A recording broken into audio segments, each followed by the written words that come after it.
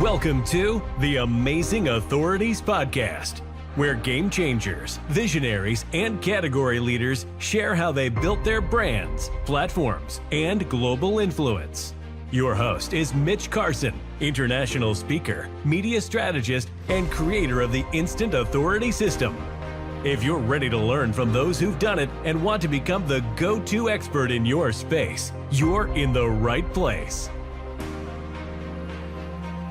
Today's guest, Felicia Tan, is from Singapore, and she promises not to say law at the end of a sentence today, as Singaporean slang. She's got a heartfelt message to share with you, which touched me, and it touches anybody with a pulse worldwide.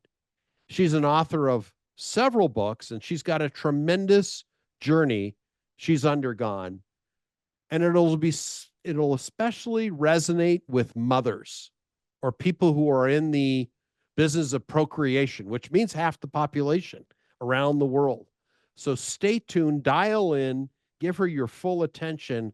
Welcome to this session with Felicia Tan.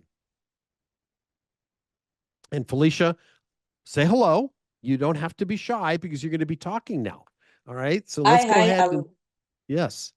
Yes. Hi, I'm Felicia from Singapore. So this is the story that I wanted to share with you. It's about my first book, To Baby with Love, A Mother's Journey Through Hope, Loss, and Renewal.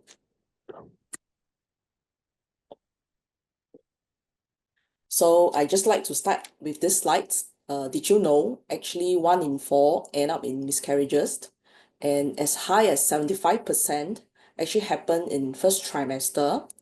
And mine so happen to be the minority of the minority, where you see on the red dots here showing the graphics is actually 25% that my miscarriage actually happened on the mid-trimester, which is the second trimester. So my journey is that I actually written 3 books across my 3 pregnancy. And within less than a year, I actually miscarried twice. So the first one was actually in November 2011. He was a baby boy. The water bag just broke out of nowhere, and I didn't know what I don't know back then. I even went to shower before I rushed into A&E, and that's when I was told it was actually the water bag that had burst. And subsequently, 2 days later, I delivered him, and he was born, but sadly, his lungs were too premature to actually survive. So less than an hour or so, he passed on. And that was my first experience of the miscarriage. And shortly thereafter, I came back with confinement, and that's when I wrote my first draft of the first book, which is To Baby with Love. So less than 10 months later, I conceived again, this time with the pair of twins. But unfortunately, the same thing happens. In October 2012, that's when I had bleeding, and I miscarried them again. So all 3 babies were actually born alive, but they couldn't survive because their lungs were too premature. So moving on. Felicia, before we move on, what does WW mean? I don't know what that means. Weeks, just weeks. Oh, 21st weeks. Yes. Okay. Okay, sure. So moving forward, I took a 2-year break, and I was glad that I conceived naturally this time. But the question is also, would I miscarry again on the mid-trimester? So I was thankful he was born, but as a premature baby at 35 weeks. So he's known as a rainbow baby. So online, we have this terminology that is a baby born after a loss. So therefore, like a storm, after a storm, that's where you see rainbow. And that's when you find hope at the end of the day. So his name is Titus. And throughout the pregnancy, I've written these 3 books to mark that 3 pregnancies. So what's the ripple effect of the loss? I actually realized was that I was self-employed back then. As you can imagine, after each miscarriage, there was the financial loss. I couldn't really function, let alone handle the client's requests or to work on projects. Therefore, especially when clients know that I was resting in hospital or taking a leave, home leave back home, they will take their projects elsewhere. And that's when also the disappointment comes in. That's when I realized people are not supporting you not being supportive in whatever work that you're doing, much as they appreciate you, but they also want you to have the rest. But unfortunately, business get affected too. And not to mention, of course, marriage took a toll. So frankly, on the second miscarriages, we were talking about divorce lah, as in because we were wondering, is it the genes or the DNA that conflicts between the two of us that do we want to continue trying again? And what is it that we want at the end of the day lah? So that's when we realized is having a child that important or maintaining the love and relationships. And we decided that even it means that we have no children thereafter, we still want to keep the marriage going. So that's how we managed to move on as well. And I'm thankful for that as well. And not to mention being the wife, then the question is, of course, to procreate. And when you don't have a baby, what's next? So therefore, there is the self-esteem, the confidence level, everything is broken down. And you really ask yourself, what is your true identity? And what is it that you want at the end of the day? So some of the lessons I learned from the loss, of course, suddenly the word called health is wealth is like everybody knows, but you really appreciate that when it comes to you. And not to mention, of course, the 2 episodes that I need to stay in hospital, and when you're wondering when you can have all the riches, but you can't do anything, then what is it that you want at the end of the day? And of course, not to mention, there is the trauma and fear that you think moving on, how to conceive, not just to conceive, and also to hold the pregnancy, to really have a healthy baby thereafter. So there's a lot of question marks as well. We done a lot of checks with the gynaes, high-risk gynaes that we work with, but no one can really pinpoint what was the exact root cause as well. And in terms, we also realize, much as life is important, but what can we cherish at the end of the day? So every day is a journey suddenly. To be able to drive is a thankful thing. To be able to walk is something that we take for granted, especially when you're lying in bed for a few weeks that, you have to relearn how to walk. So that was really an experience that no one wants to go through. But having said so, I also found, grief and turning grief to strength, to really started 2 platforms that was Art of Life back then in 2016 and subsequently Angel Hearts in 2017. So Angel Hearts, the name actually came from me. I'm the founder of Angel Hearts, angel babies that we have lost, but forever close to our hearts. That's why taking the first and the last word, I came up with a name. So back then we were trying to establish a name, and the few of us was like brainstorming. And that's how it came, and everybody just agreed upon it. So I was thankful because that's the motto that I actually work with for the organization as well, because I think that as long as it comes from your heart, you will know what to do. So that's where I come from as well.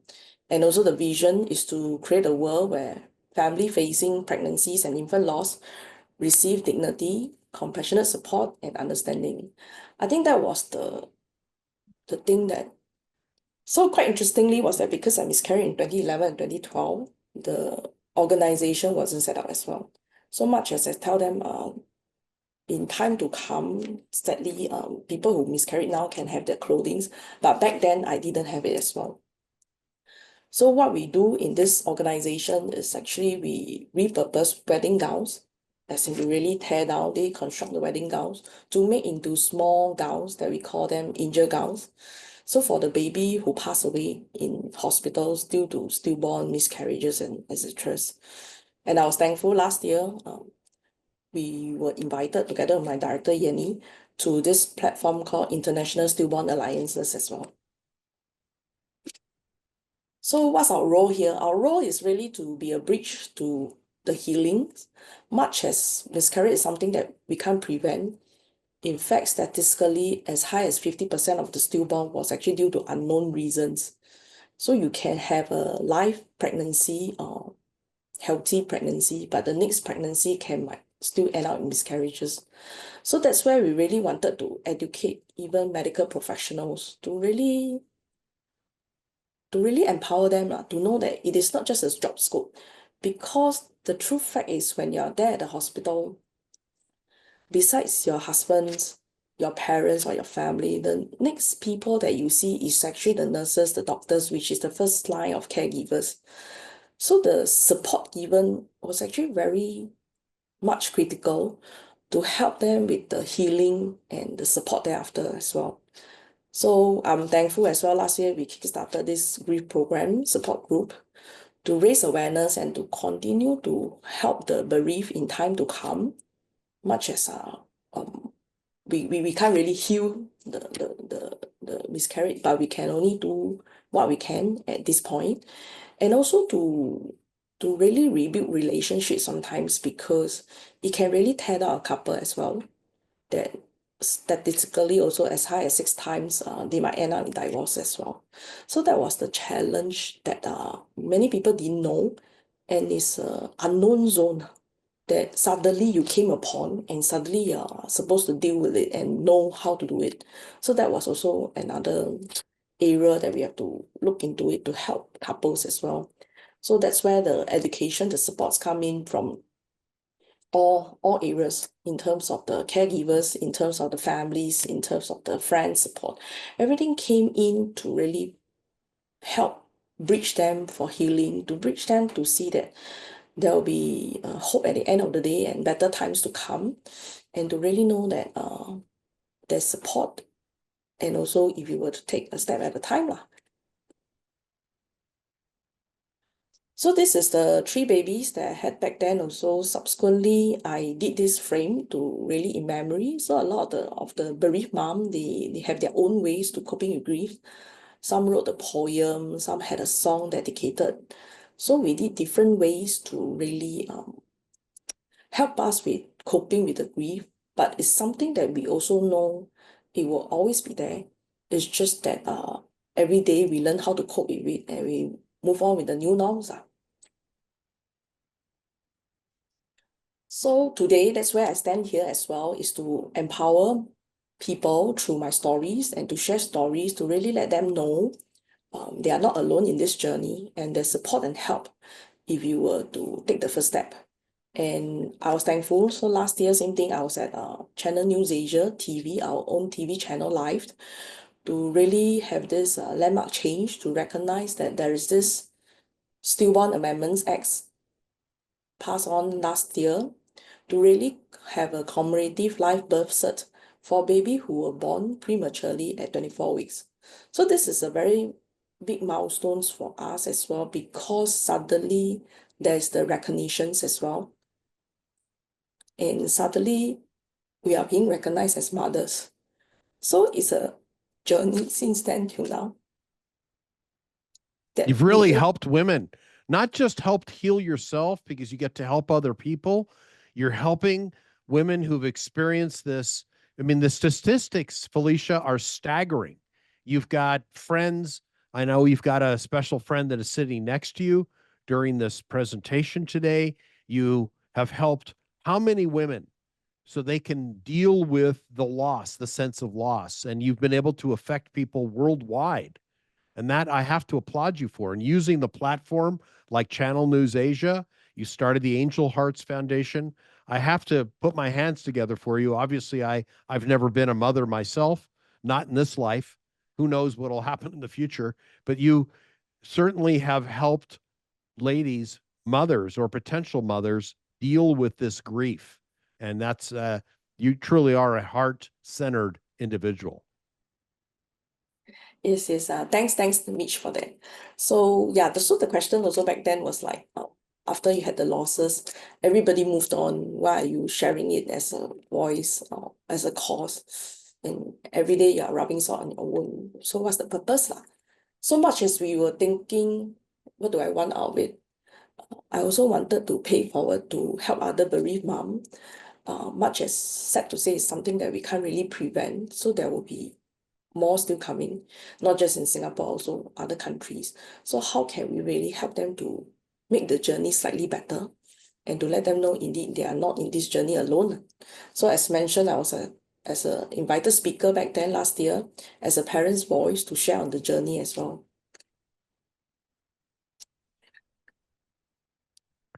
So this is my boy that everybody likes to ask. He's turning 10 this year now. So he's Okay. the rainbow baby now. He's a very cheeky boy, much as he was born premature. Now he's all healthy and running all about. So as mentioned, there is the descriptions of what it means for a rainbow baby. So I also have this quote that I want to share is that the journey of finding your rainbow after braving the storms is what truly made our life meaningful. So actually this is him back then when we did our shot. So it's not a stock photo that a lot of people thought. So it's a rainbow concept baby on the photo shoot that subsequently also it helps with the photographers that they have a lot of photo shoots for rainbow baby too. What's the meaning of rainbow baby? Tell me more about So that. yep, the rainbow baby is actually a baby after your miscarriage. So Okay. it signifies that there's hope at the end of the day. And likewise, it's after you go through a storm, that's when you see rainbow. The beautiful rainbow. Like, here's what's Yes, yes, possible. You have to look at the opportunities versus the problems. yes. So Oh, that's great. where the rainbow baby, if you will Google it, there's this terminology that's online that says that. So anyway, this is my family and my boy. So what do I want at the end of the day is really to get help as well, support, to really to get people to be a sponsor for us to help with the programs that we are giving out for bereaved, and also to be a partners with us to help us on the various initiatives that we wanted to kickstart. Of course, to reprint the book with bilingual version, this one, and also if they can come in with their own articles, that would be great. So that's where the little things that we are taking steps to help create that kind of awareness across not just in Singapore, but at least to reach Asia and to really create that social impact as well, that to let people know actually such things happen. And sad to say, it's actually quite common and something that you can't prevent. So then the question is then how can we empower them in this journey and to create the kind of compassionate care to help them along the way as well. Do you run, Felicia, do you run your events in English and in Mandarin? Or are they in English only? Mainly English, but I can speak Mandarin as well. I figured as much. I didn't think it was Japanese, but you Of course. certainly, because you said the bilingual communication, that's why I wanted to press upon that point. Of course, sure. So yeah, I can speak and read in Chinese. Well, that's good law. All right. That's great. And where do they get in touch with you? So that's where you can contact me through WhatsApp or email or even through Facebook to reach out, and that's where we can see how we can collaborate together. And this is where they can buy one of your 3 books or all 3 of your books. Let's support Yes, our that's authors right. here. Or they Yes, could they go can to buy the book. Felicia Tan on Amazon, I presume. Yes, that's right. They can also buy it from Amazon. Or they can go here, artoflife.sg. That's right. Oh, they have books there. Okay, super. Well, Felicia, thank you for your time today, guys and gals, ladies who have experienced what you've gone through. I didn't know these statistics were so high. This was enlightening, illuminating for me, being a male, not understanding. I had no direct experience with this. It's staggering how many people have experienced. And I again applaud you for your kind-hearted, angel-like presence to help people overcome this grief and maybe position them to have a rainbow baby down the road, to not give up, to have hope, believe in what's possible. And you've got a healthy boy as a result of your efforts. And I guess you have a whole roadmap of how they can better their chances to have a full term. Yes, the journey wasn't easy, but of course there's a lot of a lot of approach and ways to really work on and to see how you can have a viable pregnancy thereafter as well. Great. Well, Felicia, thank you for your time today, and I wish you all the success imaginable. Thanks for tuning in to the Amazing Authorities Podcast.